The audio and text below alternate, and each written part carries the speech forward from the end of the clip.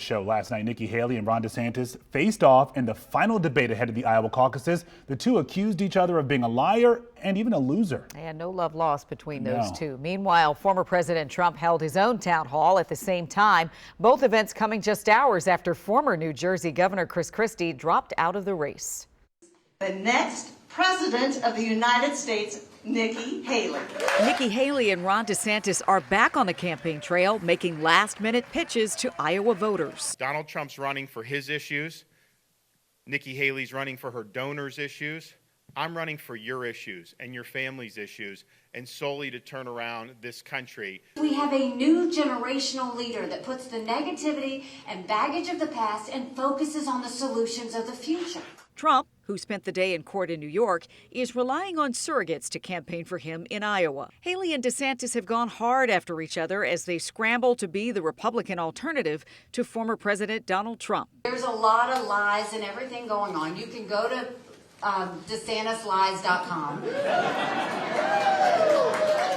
I finally just put it on a website. She said Hillary was an inspiration for running for office. That's on tape. That's in her book.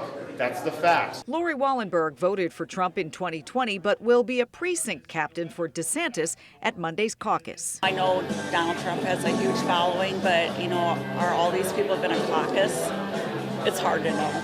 Turnout will be key, and with feet of snow already on the ground and record temperatures expected below zero on caucus night, the campaigns are working hard to make sure voters show up. People are worried about the weather, keeping people away, but we are Iowans and we're used to this kind of weather, and we'll be there. If the forecast for Monday holds, it will be the coldest caucus night ever recorded.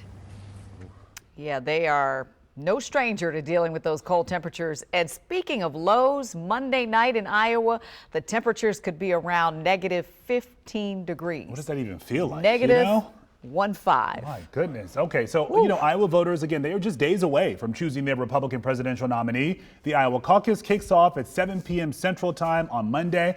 And last night, Florida Governor Ron DeSantis and former South Carolina Governor and UN Ambassador Nikki Haley faced off again in the final debate before the caucus. And the candidates didn't hold back, making claims about their records and their opponents. So last night at 11, the WUSA 9 Verify team was busy fact-checking those claims, and our Abby Larico is back verifying even more of what the candidates had to say. Hey, Abby. Hey, guys, the candidates accused each other of lying throughout the night. So who's telling the truth? Let's verify some claims from each candidate, starting with Ron DeSantis. He went after Nikki Haley early in the debate by tying her to one of the least popular political figures among GOP voters. This is somebody that wrote in her book that Hillary Clinton inspired her to first run for office. Couple sources to find that claim needs context. Haley said in her book that when she was younger, she watched Hillary Clinton give a speech encouraging women to run for office. Haley has said repeatedly in interviews that before seeing Clinton's speech, she wasn't sure she would enter politics, but that Clinton's words gave her the confidence to run. But she's also repeatedly stated her opposition to Clinton politically, in one interview saying, quote, "I don't agree with anything she has to say." Haley also accused DeSantis of flip-flopping on the issue of federal debt while he was a member of Congress. When Ron was representing Florida, he said that he promised not to raise the debt limit when he got to D.C. Yet he raised the debt limit by hundreds of billions of dollars. According to our sources, that's true. During a candidate forum in 2012, DeSantis said, quote, "I'm not going to raise the debt ceiling. We need to force Congress to make tough choices." But in 2018, he voted for the Bipartisan Budget Act of 2018. Among its provisions, suspending the debt ceiling. That act effectively raised the debt limit by more than $1 trillion. DeSantis had voted no on a similar bill 3 years prior.